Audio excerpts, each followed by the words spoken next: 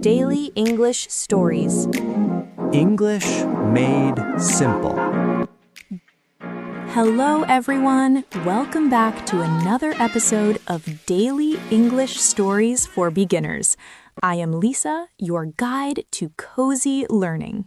And I am Mike, your storyteller. We are so happy to spend this time with you. Our goal is always the same, to make English made simple. Today, we are focusing on a very common but very important phrase, get along with. Mike, before we start, I have to ask you something relatable. I am ready. What is on your mind?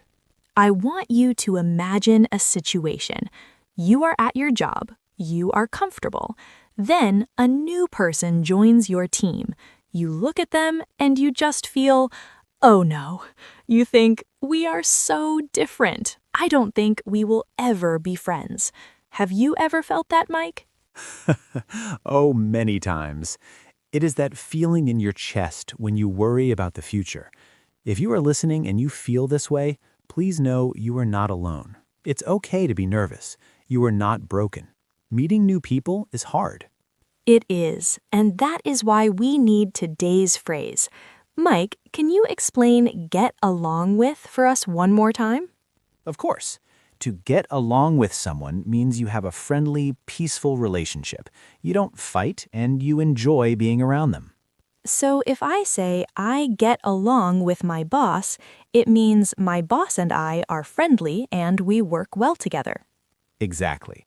You use with followed by the person. I get along with Lisa. It shows the connection between two people. Perfect. Now let's get into the story of the office odd couple. Mike, tell us how it started. Well, about 2 years ago, I was working at a creative design studio. I loved it. But as you know, Lisa, I'm a bit messy. Just a bit. Okay, maybe a lot. My desk was covered in sketches, old coffee cups, and 3 different pairs of headphones. I knew where everything was, but it looked chaotic. And then came Sarah. Yes, Sarah was new. The manager introduced us and said, "Sarah, this is Mike. I hope you two get along with each other." Wait, let's stop there. The manager said get along with each other. That is a common way to say it, right?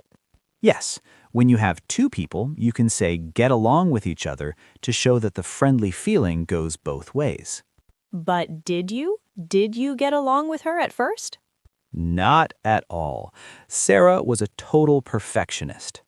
For our friends listening, a perfectionist is someone who wants everything to be exactly right, no mistakes. Right. Sarah's desk was like a museum. Every pen was in a straight line, every paper was filed. When she saw my messy desk, she looked like she wanted to run away. I thought, oh no, she is so strict. I will never get along with her.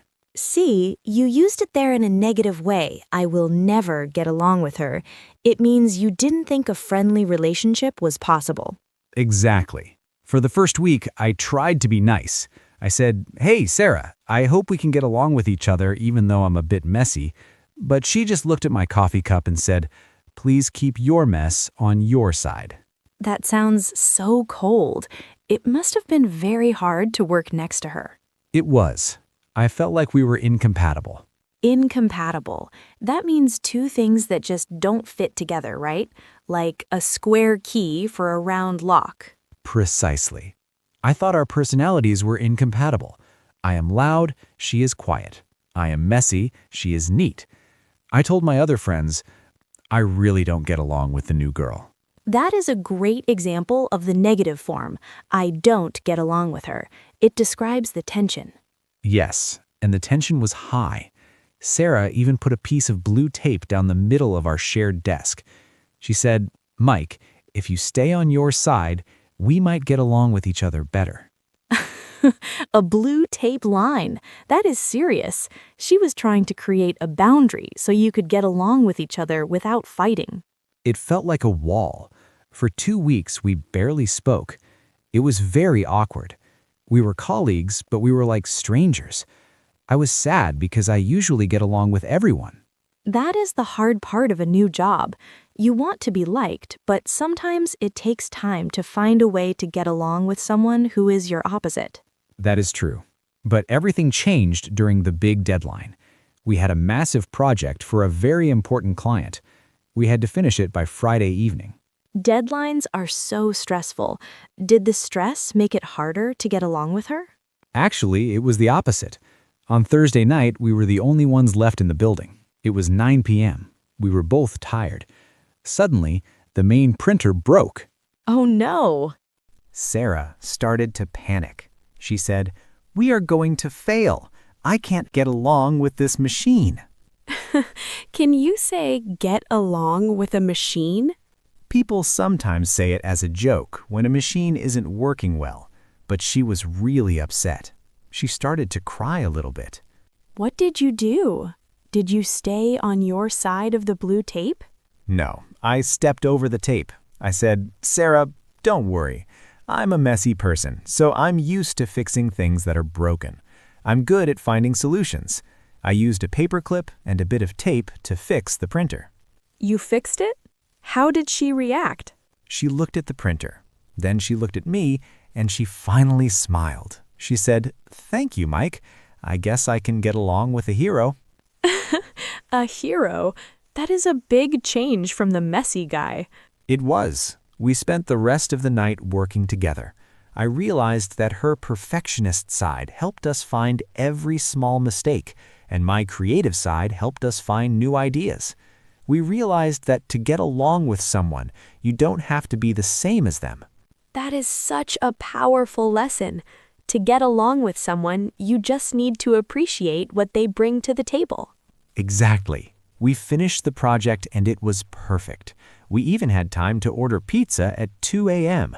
While we were eating, we talked about our lives. I found out she was only strict because she was scared of losing her new job. So she wasn't mean, she was just stressed. Understanding her helped you get along with her better, right? Much better. The next morning, I arrived at the office and the blue tape was gone. Sarah had replaced it with a small plant for both of us to share. She said, "I think we will get along with each other just fine from now on." I love that.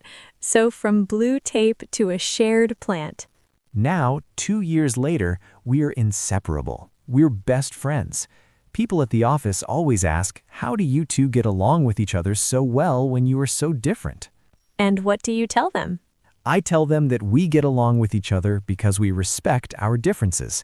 I'm still messy and she is still neat, but we make a great team.